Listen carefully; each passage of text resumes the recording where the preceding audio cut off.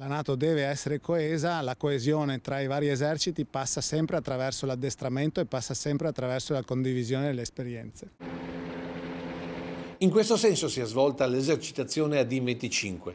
Per 10 giorni tra Veneto e Friuli si sono messe a punto le operatività tipiche del CIMIC Group di Motta di Livenza, che ha il compito di dare ai centri di comando la visione più chiara possibile degli scenari di guerra, tenendo conto non solo degli eserciti ma anche della popolazione civile. L'esercitazione non riguarda solo il Veneto o solo Motta di Livenza.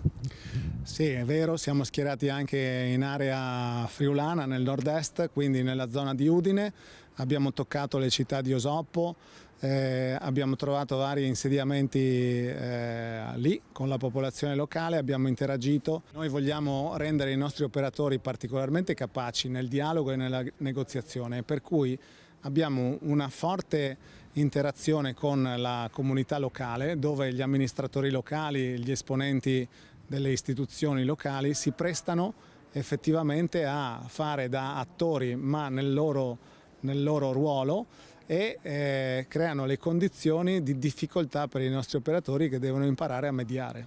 Come nell'esercitazione che ha visto protagonisti i lagunari, che simulava un bombardamento ad una struttura lungo il fiume dove gli uomini del CIMIC entrano in contatto con i responsabili civili del luogo per poi riportare la situazione a chi deciderà come agire. In tutto questo è importante la rete di comunicazione e di coordinamento da queste tende operative. Con i moderni conflitti in corso le decisioni vanno sempre più ricercate in maniera rapida.